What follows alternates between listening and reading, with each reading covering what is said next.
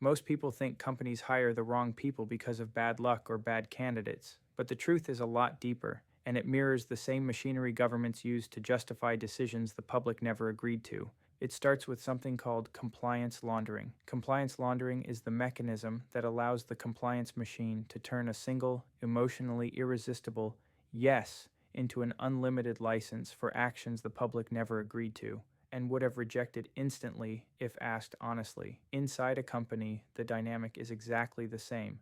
Leadership gives a clean, confident yes to the idea of hiring the best person for the mission.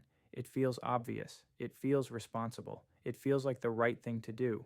But that yes doesn't stay pure, because HR and the internal hiring machinery take that yes and stretch it into something completely different. They translate hire the best person for the mission into hire the safest person for leadership's comfort. That translation is completely invisible. It happens under the cover of job descriptions, resume filters, structured interviews, culture fit panels, all the procedural rituals that look objective on the surface. But those rituals exist to protect leadership from discomfort, not to find the truth. Leadership thinks they agreed to excellence. The system uses that agreement to justify safety. And this is where companies get into trouble, because the person who can actually save the company, the person who can fix the engineering bottleneck, increase revenue, and expose the real problems, is almost always the person who makes the boss uncomfortable.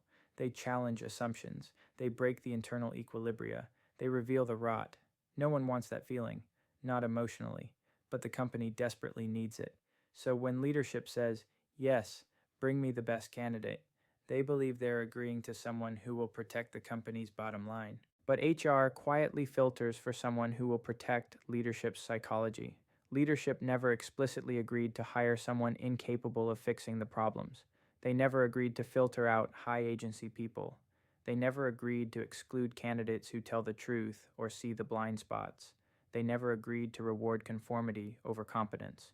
If those conditions were stated honestly, every CEO on earth would reject them instantly, but the process launders that yes into a completely different outcome. And the boss, without realizing it, ends up approving the very people who will keep the company stuck, stagnant, and sliding into decline. That's the quiet catastrophe of corporate hiring. The company believes it agreed to excellence. The system delivers emotional comfort. The company believes it agreed to capability. The system delivers compliance. And the end result is predictable. Innovation dies, engineering slows, truth disappears, politics expand, and the company becomes unfixable from the inside.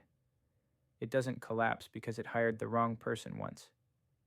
It collapses because it uses a mechanism, compliance laundering, that guarantees it will keep doing it.